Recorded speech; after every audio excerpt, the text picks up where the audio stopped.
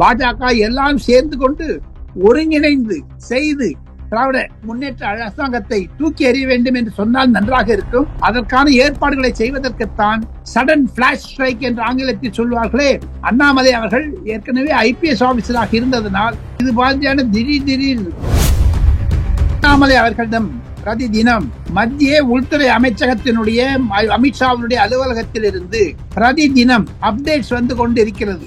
அண்ணாமலைக்கு கண்டிப்பாக சில ஆதாரங்கள் சிக்கி உள்ளது. அது திராவிட முன்னேற்ற கழகத்தினுடைய தலைவரான மு.க. ஸ்டாலினுடைய குடும்பத்திற்கும் அவருக்கும் நேரடி தொடர்பு இருப்பதாகவும் 1 லட்சம் கோடி ரூபாய் அந்த ஊழல் என்று சொல்வது, அதில் எப்படி அரவிந்த் கெஜ்ரிவாலுக்கும் டைரக்டாக கவிதா கேசிஆர் உடைய மகளுக்கும் சம்பந்தம் இருந்தது என்று சுப்ரீம் கோர்ட்டில் நிரூபித்தார்களோ என்போர்ஸ்மெண்ட் டைரக்டரேட், அது மாதிரி ஜெகத் ரக்ஷகனுடைய கம்பெனிக்கும் டிஆர் பாலுடைய கம்பெனிக்கும் கனிமொழியினுடைய சாராய ஆலைக்கும் ஏதோ தொடர்பு இருப்பதாகத்தான் சொல்லுகிறார்கள். இருப்பினும் மத்திய பாஜக அரசாங்கத்தில் இருக்கக்கூடிய சில மூத்த அமைச்சர்கள் இன்க்ளூடிங் அமித்ஷா, நிர்மலா சீதாராமன் இருவரும் சேர்ந்து கொண்டு சில நூதன திட்டங்களை போட்டுக்கொண்டு கண்டிப்பாக ஜூன் ஜூலை இந்த 3 மாதத்திற்குள் மாபெரும் திருப்பும் தமிழக அரசியலில் பூகம்பம் மாதிரி வெடித்தாலும் ஆச்சரியப்படுவதற்கில்லை. சிவா ஜெகத் ரக்ஷகன் வீட்டிலிருந்து கொண்டு வந்த 15 கம்ப்யூட்டர் லேப்டாப்பில் பல ஆவணங்கள் சிக்கியுள்ளன. அதை ஒன்னொன்னு எடுத்து போட்டீங்கன்னா பக்கங்கள் போராது. தமிழக ஊடகங்களோ தமிழக பத்திரிகைகளோ பிரசுரிக்க தயாராக இருக்க முடியாது. அவ்வளவான ஒரு சென்சிட்டிவ் டாக்குமெண்ட்ஸ், அவருடைய இன்கிரிமினேட்டிங் டாக்குமெண்ட்ஸ் என்று என்போர்ஸ்மெண்ட் டைரக்டரேட் உடைய பத்திரிகை செயல் குறிப்பிட்டு போட்டு இருக்கிறார்களே.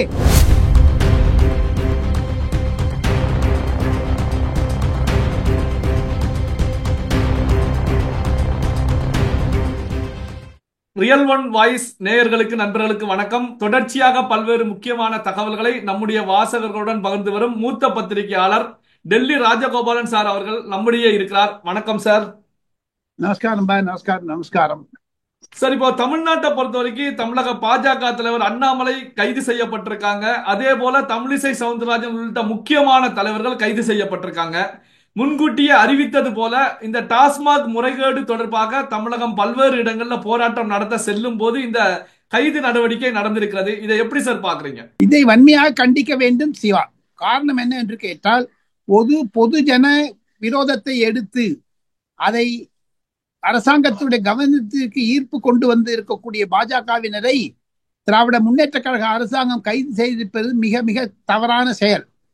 என்னை பொறுத்த மட்டில் திமுகவிற்கு தோழமை கட்சியாக இருக்கக்கூடிய கம்யூனிஸ்ட் கட்சிகள் ஏன் இது மாதிரியான ஜனநாயக விரோத செயல்களை கைது செய்வதை தடுக்காமல், கைது செய்வதை கண்டிக்காமல் விட்டுவிடுகிறார்கள் என்று தெரியவில்லை. தமிழகத்தில் இருக்கக்கூடிய கம்யூனிஸ்ட் கட்சிகளோ திராவிட முன்னேற்ற கழகத்தில் இருந்து மாதம் 15 கோடியா, வருஷத்திற்கு 150 கோடி ஏதோ வாங்கிட்டு சாப்பிட்டு போயிடுறாங்க அவங்க. ஆனால் தமிழக அரசாங்கத்தில் கண்டித்து இதுவரை திராவிட முன்னேற்ற கழகத்துடைய தோழமை கட்சிகள் ஒரு போராட்டம் நடத்தி இருக்கிறதா சொல்லுங்க. விஜய் தமிழக வெற்றி கழகத்துடைய தலைவர் வேந்தன் வாயில் சமாச்சாரத்தை சொல்லும் பொழுது ஏளனம் செய்தார்கள். அதே மாதிரி மற்ற சீமான் செய்த போது ஏளனம் கண்டித்தார்கள். அவரை இது கைது செய்ய வேண்டியதற்கான முயற்சிகள் செய்தார்கள். ஆக மொத்தம் திராவிட முன்னேற்ற கழகம் என்பது சீமானை கைது செய், அண்ணாமலையை கைது செய், ஆனா எடப்பாடி பழனிசாமியை வேண்டி விட்டு வச்சிடணும். பயப்படுறாங்க. திராவிட முன்னேற்ற கழக அரசாங்கம் என்பது கொஞ்சம் பயப்படக்கூடியதாக இருக்கிறதாகத்தான் நான் நினைக்கிறேன். ஆனாலும் பாஜகவை அவர்கள் கைது செய்தது தவறான செயல். தமிழிசை சவுந்தரராஜன் மற்றும் செல்வன் போன்றவர்கள் எல்லாம் பழைய நீண்ட மூத்த பாஜக தலைவர்கள் எச் ராஜா போன்றவர்கள், ராம சீனிவாசன் போன்றவர்கள் கைது செய்தது தவறு. தமிழகத்தில் இருக்கக்கூடிய அனைத்து பாஜகவுடைய வீட்டுகளில் குடும்பத்தினருக்கு பாதுகாப்பு கொடுக்கிறேன் என்று சொல்லி அவர்களை போலீஸ் சூழல் செய்து விட்டது. ஆக மொத்தம் இதை வேண்டுமென்றே பாஜகவை கைது செய்வது ஒரு நாடகமாகத்தான் பார்த்தாலும் திராவிட முன்னேற்ற கழக கட்சிகள் ஏன் அதை நாடகம் என்று சொல்ல வேண்டும், ஏன் அதை கண்டிக்காமல் விட வேண்டும் என்றுதான் புரிதலாக இருக்கிறது. எது இருப்பினும் நாம் இருவரும் பேசிக் கொண்டிருக்கும் பொழுது கூட சில டெக்னிக்கல் ப்ராப்ளம் வருதுனால டிஜிட்டல் அரெஸ்ட் பண்ணுதோ தெரியல திமுக அரசு. ரியல் ஒன் வாய்ஸ் நேயர்களுக்கு அந்த கம்ப்யூட்டரையும் இன்டர்நெட் கனெக்ஷனையும் கட் பண்றாங்களா, எனக்கும் கட் பண்றாங்களா, டெல்லியில இருந்து பேச முடியல, ஏதோ டெக்னிக்கல் ப்ராப்ளம் இருக்குது, டிஜிட்டல் அரெஸ்ட் பண்றாங்களா தெரியல.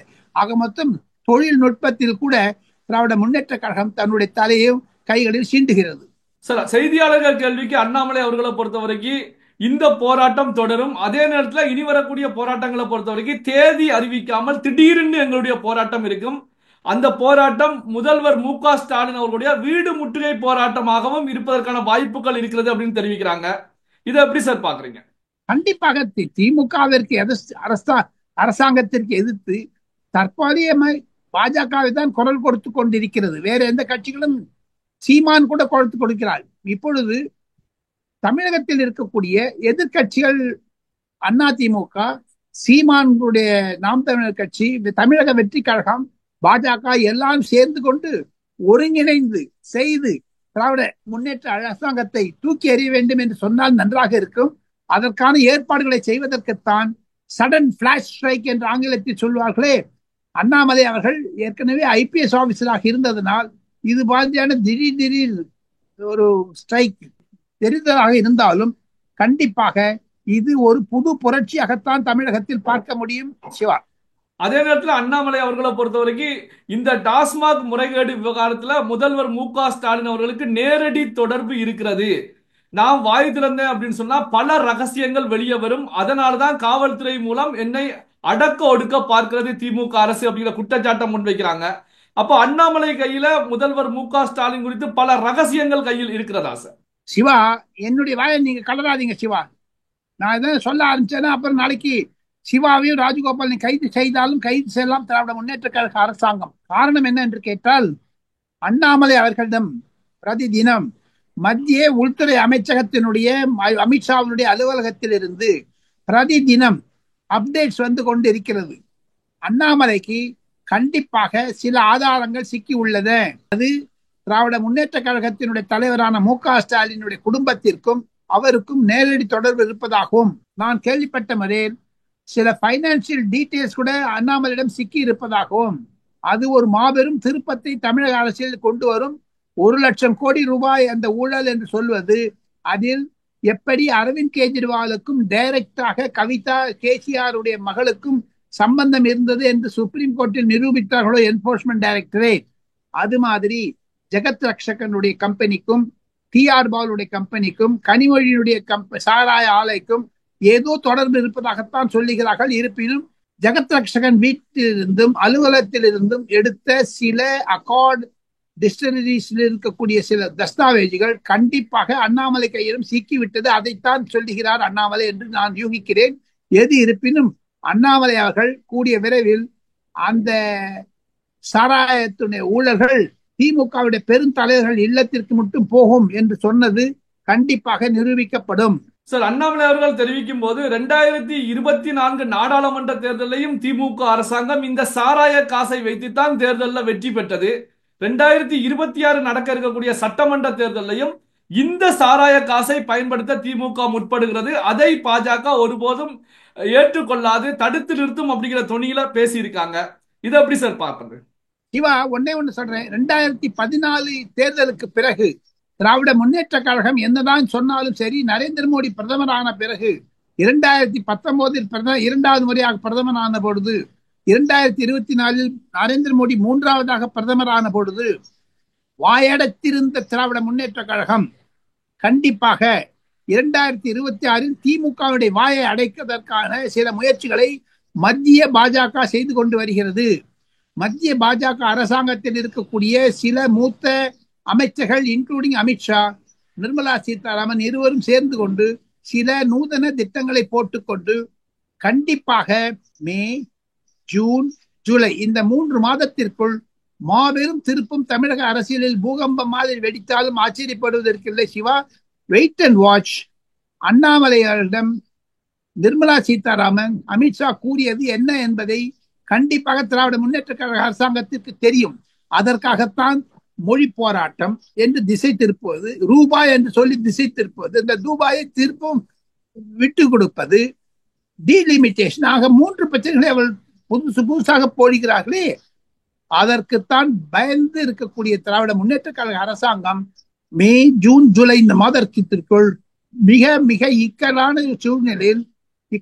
சூழ்நிலையில் அவர்கள் தவித்து போகக்கூடிய அளவிற்கு பல நூதனமான போராட்டங்களை பாஜக டேட்டா மூலமாகவும் ரெக்கார்ட் மூலமாகவும் சில வாய்ஸ் மூலமாகவும் தெரிவிக்கப்படும். இதில் ஜெகத் ரக்ஷகன், பழனிவேல் தியாகராஜன் மற்றும் TR பாலு, கனிமொழி போன்ற டிஸ்டிலரி ஃபேக்டரிஸ் மாட்டிக்கொண்டாலும் ஆச்சரியப்படுவதற்கில்லை. அதற்கான தஸ்தாவேஜுகள் அண்ணாமலையும் இருப்பதாகத்தான் டெல்லியில் இருக்கக்கூடிய உள்துறை அமைச்சக செயலாளர்கள், ஒரு அரசியல் ஆலோசகர்கள் என்னிடம் தெரிவிக்கிறார்கள். சிவா சார், சமீபத்தில் நடந்த இடி ரைடை பொறுத்த வரைக்கும் முழு தகவல் அறிக்கையை இடி சமர்ப்பிக்கும் போது அந்த முழு தகவல் அறிக்கையில முதல் குற்றவாளியாக இந்த டாஸ்மாக் முறைகேடு தொடர்பான முதல் குற்றவாளியாக முதல்வர் மு.க.ஸ்டாலின் அவர்கள் இருப்பார் அப்படின்னு சொல்லி எதிர்பார்க்கிறேன் அப்படின்னு சொல்லி அண்ணாமலை தெரிவிச்சிருக்காங்க.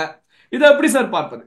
அது மத்திய அரசாங்கத்தினுடைய உள்துறை செயலாளர், உள்துறை அமைச்சகத்தில் இருக்கக்கூடிய சில சீனியர் அதிகாரிகள், அமித்ஷா அலுவலகத்தில் இருந்தும் சரி, அமித்ஷாவே நரேந்திர மோடியினுடைய ஆதரவு பெற்று ஆணையிட்டு பெற்று தமிழகத்தில் உள்ள அனைத்து ஒரு பொலிட்டிக்கல் லீடர்ஷிப்புக்கு இன்க்ளூடிங் அண்ணாமலைக்கு தெரிவிக்கிறார்கள். அதைத்தான் அண்ணாமலை பிரதிபலிக்கிறார்.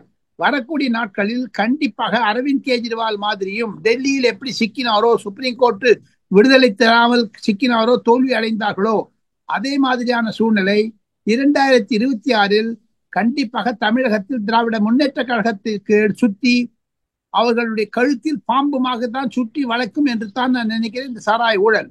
அதைத்தான் அண்ணாமலை மீண்டும் மீண்டும் தெரிவிக்கிறார். அண்ணாமலைக்கு பின்னால் அமித்ஷா இருக்கிறார் என்பதை திராவிட முன்னேற்ற கழகம் உணர வேண்டும். சார், இதுவரைக்கும் குறிப்பா எடுத்துக்கிட்டீங்க அப்படின்னா திமுக அமைச்சர்கள், செந்தில் பாலாஜி உள்ளிட்ட அமைச்சர்களை டார்கெட் பண்ணி அடித்து வந்த அண்ணாமலை அவர்களை பொறுத்த வரைக்கும் நேரடியாகவே இப்ப முதல்வர் அவர்களே டார்கெட் செய்து அடிச்சு வர்றாங்க. முதல் குற்றவாளி முதல்வர் அவர்கள் தான் அப்படின்னு சந்தேகப்படுறேன். இந்த இடியுடைய முழு தகவல் அறிக்கையை பொறுத்த வரைக்கும் நம்பர் 1 அக்யூஸ்டாக முதல்வர் மு.க.ஸ்டாலின் அவர்கள் இருப்பாங்க. முதல்வர் குடும்பத்திற்கு நேரடி தொடர்பு இருக்கிறது.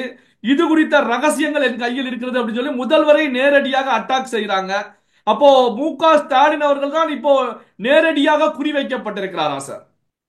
சிவா, எப்பொழுது 3 வருடங்களுக்கு முன்னதாக பழனிவேல் தியாகராஜன் சொன்னாரோ, பழனிவேல் தியாகராஜன் குறிப்பிட்டாரோ 30,000 கோடி ரூபாய்க்கு ஊழல் நடந்திருக்கிறது, அதில் மகன் மருமகன் பெயரை அவர் எடுத்தாரோ, அப்பொழுதே குடும்பத்தினுடைய இன்வால்வ்மெண்ட் வந்துடுச்சுங்கள சிவா. அதைத்தானே 3 வருடங்கள் கழித்து அண்ணாமலை ரகசியத்தை வெடிக்கிறேன் என்று சொல்லுகிறார். அண்ணாமலை வெளியிட வேண்டிய அவசியத்திற்கு பழனிவேல் தியாகராஜன் தானே காரணம். தனக்கு தானே யானை தன்னை மணல் தன் தலையில் மண்ணை வாரி கொண்டு போட்டுகிறது என்று ஒரு பழமொழி இருக்கிறது. அதே மாதிரி திமுக தலையில் பழனிவேல் தியாகராஜன் மண்ணை போட்டாரு. அதை பற்றி ஏன் சொல்ல? அதனால்தான் அவருக்கு பைனான்ஸ் மினிஸ்ட்ரி போச்சு. இதெல்லாம் தெரியாதுங்களா? இப்ப அதாவது பழம் சிவக்க சிவக்க பழம் முதிர முதிர 3 வருடத்தில் மாங்காய் மாம்பழமாகிவிட்டது. இது அண்ணாமலை கையில் கிடைத்து விட்டது இப்பொழுது. அது ஒரு மிக மிக சிக்கமான ஒரு சூழ்நிலை. எப்படி மணிஷ் சிசோடியாவை கைது செய்து, எப்படி சத்யேந்திர ஜெயினை கைது செய்து, எப்படி கவிதாவை கைது செய்து பல ஊழல்களை என்போர்ஸ்மெண்ட் டைரக்டரேட் வெளிச்சத்திற்கு கொண்டு வந்ததோ, அதே மாதிரியான சூழ்நிலை தமிழகத்தில் மீண்டும் ரீஎனக்ட் பண்ண முடியும் என்று தான் என்போர்ஸ்மெண்ட் டைரக்டரேட் அதிகாரிகள் என்னிடம் சொல்லுகிறார்கள். ஜெகத் ரக்ஷகன் வீட்டிலிருந்து கொண்டு வந்த 15 கம்ப்யூட்டர் லேப்டாப்பில் பல ஆவணங்கள் சிக்கியுள்ளன. அதை ஒன்னொன்னு எடுத்து போட்டீங்கன்னா பக்கங்கள் போராது. தமிழக ஊடகங்களோ தமிழக பத்திரிகைகளோ பிரசுரிக்க தயாராக இருக்க முடியாது. அவ்வளவான ஒரு சென்சிட்டிவ் டாக்குமெண்ட்ஸ், அவருடைய இன்கிரிமினேட்டிங் டாக்குமெண்ட்ஸ் என்று என்போர்ஸ்மெண்ட் டைரக்டரேட்டுடைய பத்திரிகை செயல் குறிப்பில் போட்டு இருக்கிறார்களே, அதுதான் அந்த மிக மிக சிக்கலான தஸ்தாவேஜுகள். பல்வேறு முக்கியமான தகவல்களை நம்முடைய வாசகர்களுடன் பகிர்ந்து கொண்டதற்கு நன்றி சார்.